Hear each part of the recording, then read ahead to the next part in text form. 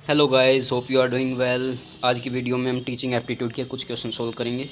आप सबके admit card आ चुके हैं। जल्दी जल्दी कमेंट करके बताइए आपका सेंटर कहाँ आया हुआ है। ज़्यादा टाइम ख़राब नहीं करते हुए चलो शुरू करते हैं जल्दी से।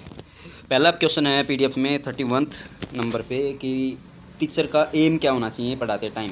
तो student memorise learning material, teacher का एम ये होना चाहिए कि बच्चों को सब याद हो जाए। दूसरा ऑप्शन है स्टूडेंट अंडरस्टूड लर्निंग मटेरियल। हाँ, ये ठीक लग रहा है बिल्कुल, कि बच्चों को समझ आ जाए कि क्या पढ़ाया है। बच्चों को अच्छे मार्क्स आ जाए, आने चाहिए अच्छे मार्क्स। बच्चों को ये पता चलता है कैसे कॉपी करना है लर्निंग मटेरियल। देख लो, ये काम की चीज़ है, लेकिन करेक्ट आंसर है अंडरस्टैंड कर लें बच्चे लर्निंग मटेरियल को। ठीक है। सेकंड क्वेश्चन है what is the main goal of education. Education का मेन गोल क्या होना चाहिए, शिक्षा का मेन गोल क्या होना चाहिए। पहला टीचिंग, मतलब बच्चों को लिखना पढ़ना आ जाए, नहीं। सोशल कस्टम, ये भी ठीक लग रहा है। डेवलपिंग इनर पोटेंशियल, कि बच्चों में इनर पोटेंशियलिटीज़ डेवलप हो जाएँ, ये इसका करेक्ट आंसर होगा। वोकेशनल एजुकेशन भी मिलनी चाहिए, लेकिन इसका करेक्ट आंसर सी ऑप्शन है कि इनर पोटेंशियलिटीज़ डेवलप हो जाएँ बच्चों के अंदर। ये शिक्षा का मेन उद्देश्य होता है। अगला क्वेश्चन है कि कौन सा ऑर्गेनाइजेशन है, कौन सी संस्था है जो कि प्राइमरी टीचर एजुकेशन को रेगुलेट करती है। तो रेगुलेट करने वाली टीचर एजुकेशन को इंडिया में केवल एक ही बॉडी है, जिसको बोलते हैं NCTE, national council of teacher education. जितने भी इंडिया में बीएड कराने वाले कॉलेज हैं वो सब NCTE द्वारा रिकॉग्नाइज्ड होते हैं। जो SCRT है वो टीचर ट्रेनिंग कराती है बाद में। सब NCRT है, जो NCRT जो RIE है वो NCRT रेगुलेट करती है RIE को, लेकिन वो रिकॉग्नाइज होते हैं कहाँ से, यहाँ से NCTE से। अगला क्वेश्चन है what the purpose of evaluation. Evaluation का क्या पर्पज़ है, जो टीचर टेस्ट लेते हैं, इवेल्युएट करते हैं आप सबको, उसका क्या पर्पज़ है। रैंक द लर्नर की, कौन टॉपर है, कौन किसके मार्क्स कम आए हैं, कौन ऊपर से टॉपर है, कौन नीचे से टॉपर है, ये इसका पर्पज़ नहीं होता। Trying to know how far learner have understood, हाँ ये सही लग रहा है कि कितना बच्चों ने सीख लिया है। थर्ड ऑप्शन री एक्सप्लेन द मैटर, नहीं, ये दोबारा में एक्सप्लेन करना इसका इवेल्युएशन का मेन पर्पज़ नहीं होता। कंट्रोल द डिस्टर्बिंग स्टूडेंट वो टेस्ट से कहाँ कंट्रोल आने वाले हैं, तो बी ऑप्शन इसका करेक्ट आंसर होगा। ठीक है। When students is creating disturbance, यदि कोई बच्चा छेड़खानी कर रहा है, शरारत कर रहा है क्लास में, डिस्टर्ब कर रहा है क्लास को, तो टीचर को क्या करना चाहिए। Drive the students out of the class, उसको क्लास से भगा देना चाहिए, नहीं, ऐसे थोड़ी होता है। Call the parents to the school, के बच्चों को के पेरेंट्स को स्कूल बुला लें। पेरेंट्स इसी काम के लिए ठाली बैठे हैं कि बच्चा शरारत कर रहा है तो स्कूल आ जाएंगे, उसको कॉर्पोरल पनिशमेंट। ये तो यहाँ भी कॉर्पोरल पनिशमेंट दिखे आपको, ये अलाउड ही नहीं है, इलीगल है इंडिया में, तो ये होगा ही नहीं। तो make sit on front bench पे, ये इसका करेक्ट आंसर होगा। अगला क्वेश्चन है what is the best method to teach social study. पढ़ाने का सबसे अच्छा तरीका क्या है। ऑब्जर्वेशन मेथड, हाँ। Memorisation, look and write method, experimental method. एक ऑब्जर्वेशन मेथड में ऑब्जर्व करके पढ़ाना, ये सोशल स्टडी पढ़ाने का सबसे अच्छा मेथड है। ए ऑप्शन इसका करेक्ट आंसर है। मेमोराइजिंग मेथड मतलब बच्चों को क्वेश्चन आंसर याद कराना, वो होता है।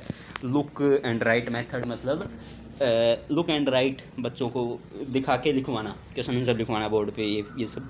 और एक्सपेरिमेंटल मेथड साइंस पढ़ाने के लिए सबसे अच्छा मेथड माना जाता है एक्सपेरिमेंटल मेथड। यहाँ पे सोशल स्टडीज़ है। अगला क्वेश्चन है यदि चाइल्ड अब्सेंट माइंडेड है, क्लास में ध्यान नहीं दे रहा है, तो टीचर क्या करेगा। उसकी तरफ चाक फेंक के मारेगा। करेगा ऐसा टीचर कि उसकी तरफ चाक फेंक के मारेगा, नहीं, गलत है। दूसरा रिपोर्ट था, हेड मास्टर को रिपोर्ट करेगा कि बच्चा ध्यान नहीं दे रहा है। रिपोर्ट उसके पेरेंट्स को करेगा, नहीं करेगा। तो फोर्थ ऑप्शन है कि उसके पास जाके उसका रीज़न को पता लगाने की कोशिश करेगा कि क्या कारण है, वो ध्यान क्यों नहीं दे रहा है।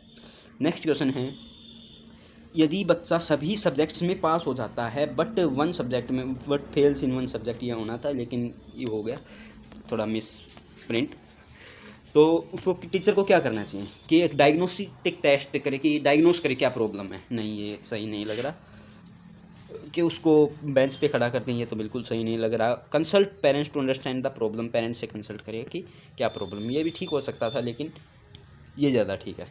उसको बच्चे को बोलेगा इस पर ज़्यादा ध्यान दीजिए, ये भी ठीक है, लेकिन सी ऑप्शन इसका करेक्ट आंसर होगा। Best time for teaching, teaching के लिए सबसे अच्छा टाइम क्या होता है। जो टीचिंग के लिए सबसे अच्छा टाइम है, क्या हुआ, कहाँ गए हम, इसे नहीं नेक्स्ट क्वेश्चन। तो पहला ऑप्शन है when teacher is ready to teach, teacher को तो हमेशा हर टाइम पे रेडी होना रहना पड़ता है पढ़ाने के लिए। When the students is ready to learn, students are ready to learn, बच्चों जब पढ़ने के लिए तैयार हों, वो सबसे अच्छा तरीका टाइम है पढ़ाने का। तो बी ऑप्शन इसका करेक्ट है। सब्जेक्ट पीरियड है, नहीं, बिना सब्जेक्ट पीरियड के पढ़ लेते हैं बच्चे कभी कई बार, जब सभी स्टूडेंट्स प्रेजेंट हैं। ऐसा मेरी क्लास में तो 1-2 बार हुआ है।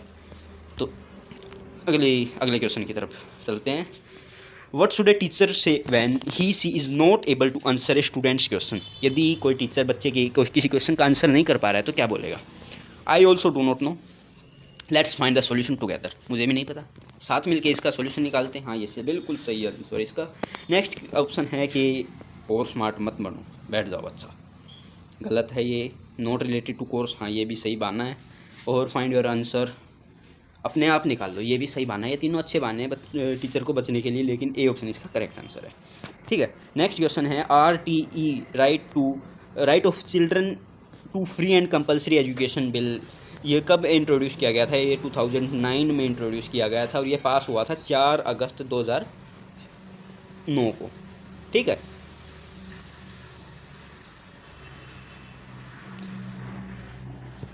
तो इसका करेक्ट आंसर होगा ए ऑप्शन। आगे चलते हैं। कौन सा which of the following organisation is in charge of managing primary education in state.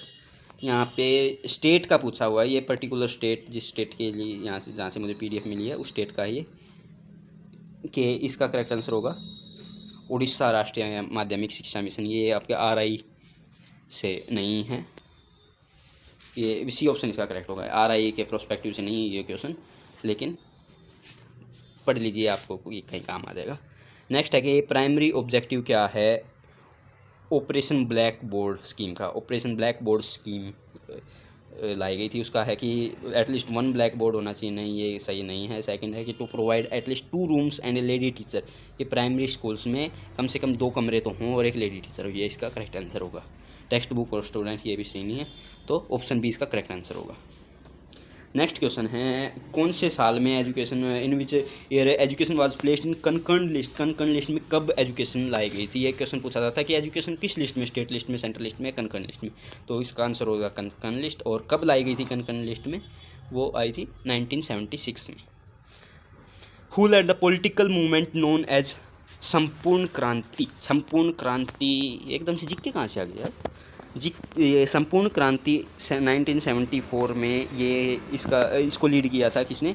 Jayaprakash Narayan ji ने संपूर्ण क्रांति को लीड किया था। उस टाइम पे PM थी इंदिरा गांधी जी, तो उनके खिलाफ ये प्रोटेस्ट वगैरह किया होगा उन्होंने कुछ। नेक्स्ट क्वेश्चन है a child in elementary school can easily. ये जो बच्चा एलिमेंट्री स्कूल में है, अभी छोटा बच्चा है, वो क्या कर सकता है easily?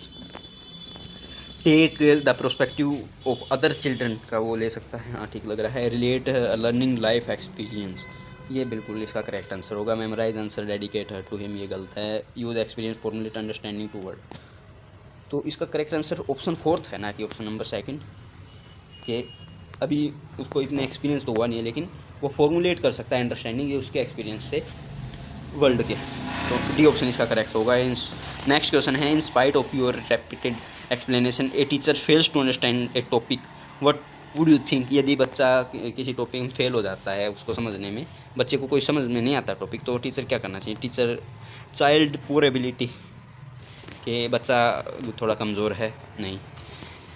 Educate TLM were not made available for you, कि उस पर्याप्त उसके लिए जो TLM टीचिंग लर्निंग मटेरियल होना चाहिए वो नहीं था अवेलेबल टीचर के लिए। Topic not explained at the level of child, और child home background, lack of educational support, ये तो इसका करेक्ट आंसर होगा ऑप्शन नंबर 2 बी, कि TLM प्रॉपर TLM से वो नहीं पढ़ाया गया जिससे वो बच्चे को समझ आ जाए। नेक्स्ट क्वेश्चन है the primary reason for a teacher to fail the complete annual syllabus in time is that. यदि टीचर है वो टाइम पे अपना सिलेबस कंप्लीट नहीं कर पाता है, तो क्या कारण है इसका? पहला है the syllabus is too heavy. Syllabus तो हैवी तो होता ही यार, नहीं। सेकंड ऑप्शन है teacher time management is not proper. Teacher का टाइम मैनेजमेंट प्रॉपर नहीं था, इसीलिए ही तो उसका सिलेबस कंप्लीट नहीं हुआ, तो बी ऑप्शन इसका करेक्ट आंसर होगा। थर्ड ऑप्शन है the number of teaching days is not adequate, ये पर्याप्त दिन नहीं थे टीचिंग डेज, ये गलत है। और स्टूडेंट्स प्रोग्रेस स्लो थी, ये भी गलत है। इसका बी ऑप्शन करेक्ट आंसर है। नेक्स्ट है rearrange the teaching process, correct order में हमने इस प्रोसेस को लगाना है, ठीक है। तो रीटीचिंग है वो सबसे लास्ट में आता है, तो 1 ऑप्शन सबसे लास्ट में देखते हैं किन किन ऑप्शंस में है। तो 1 1 1 3 पहले 3 में 1 है लास्ट में, तो तो ये तो सब में लास्ट में आएगा, तो ये तो बिल्कुल ठीक है। लेसन प्लान फॉर पहला आएगा फॉर्मुलेटिंग इंस्ट्रक्शन ऑब्जेक्टिव, कि क्या ऑब्जेक्टिव हैं आपको पढ़ाने के लिए। तो सबसे फर्स्ट पे आएगा फॉर्मुलेटिंग इंस्ट्रक्शन ऑब्जेक्टिव, उसके बाद लेसन प्लान टीचर बनाएगा। लेसन प्लान बनाने के बाद तो थर्ड के बाद सेकंड, लेसन प्लान बना लिया, उसके बाद क्या करेगा, कंडक्टिंग ग्रुप बनाएगा बच्चों में। ये पहले उसने ऑब्जेक्टिव बनाई, ये बच्चे पढ़ लेंगे, उसके बाद उसने लेसन प्लान बनाया कि कैसे पढ़ाएगा वो क्लास में, उसके बाद उसने एक ग्रुप बना दिया। उसके बाद क्या होगा, सबसे पहले होगा ये सेकंड, ये थर्ड, इसके बाद इवेलुएट करेगा, ये फोर्थ नंबर पे आएगा, और ये फिफ्थ पे इट इज। तो आया समझ में आपका कौन सा आंसर करेक्ट है इसका। तो सबसे पहले क्या था, थर्ड है, इसमें भी है और इसमें भी है। थर्ड के बाद सेकंड लेसन प्लान बना लिया, फॉर्मुलेट करने के बाद ऑब्जेक्टिव, लेसन प्लान को अप्लाई करेगा, तो ग्रुप बनाए उसने क्लास में बच्चों के 4 5 बच्चों के ग्रुप। उसके बाद इवेलुएट किया कि क्या क्या सीखा बच्चों ने, फिर रीटीच करेगा अगले दिन क्लास में सेम के अगला टॉपिक। तो ये इसका करेक्ट आंसर होगा ऑप्शन नंबर सी। सबसे पहले क्या होता है, ऑब्जेक्टिव बनाने होते हैं टीचर को, उसके बाद लेसन प्लान तैयार करता है कि किस तरह से डिलीवर करेगा लेसन को, उसके बाद वो अप्लाई करता है, डिलीवर करता है। तो उसमें डिलीवर करते टाइम क्या किया उसने, ग्रुप बनाए, उसमें फिर लास्ट में इवेलुएट करता है, इवेलुएट करने के बाद रीटीच करता है दोबारा।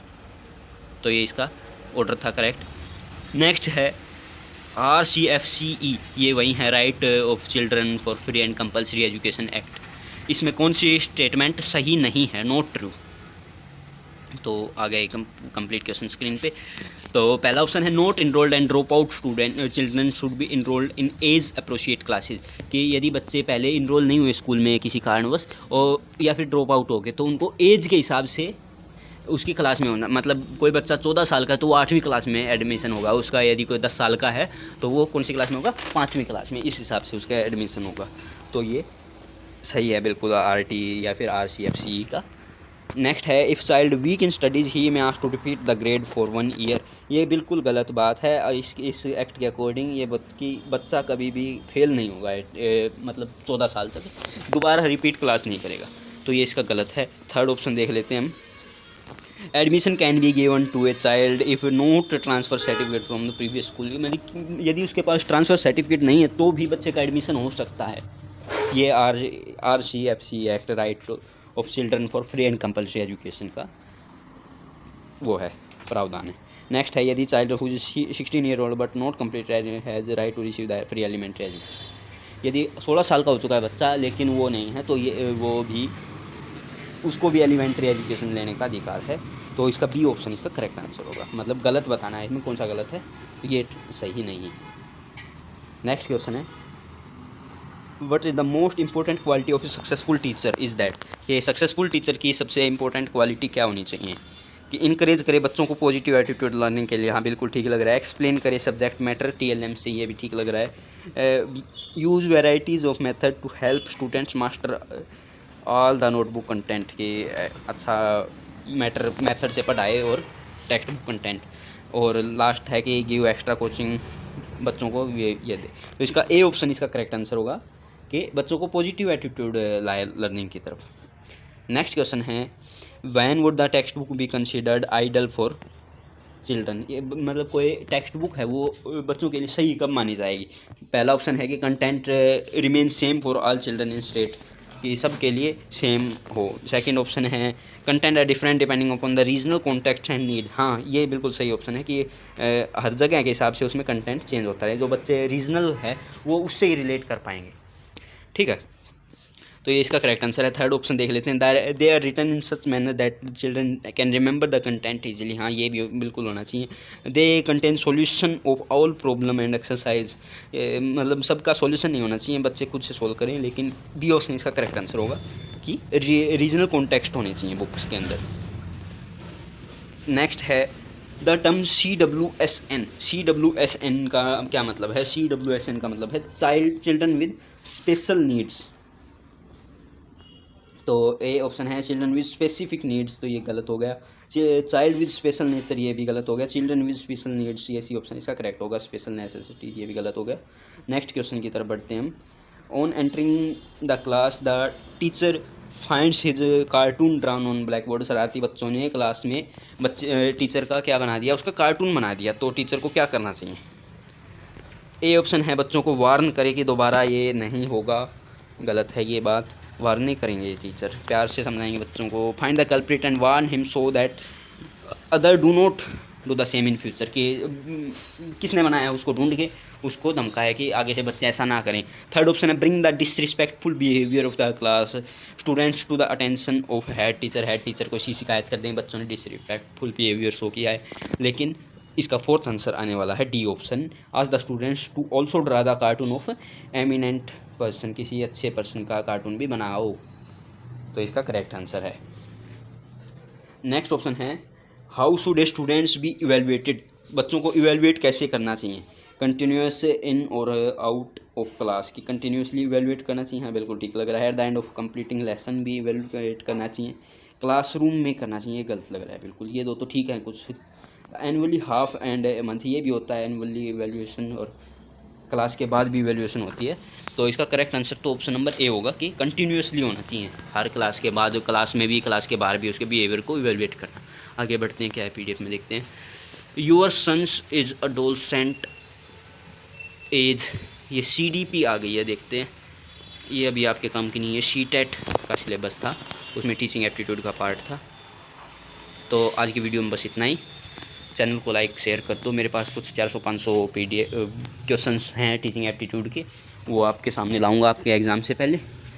और टेलीग्राम चैनल ज्वाइन कर लो, उस पर ऐसे क्वेश्चंस के पोल वगैरह मैं डालता रहता हूँ जब भी टाइम लगता है।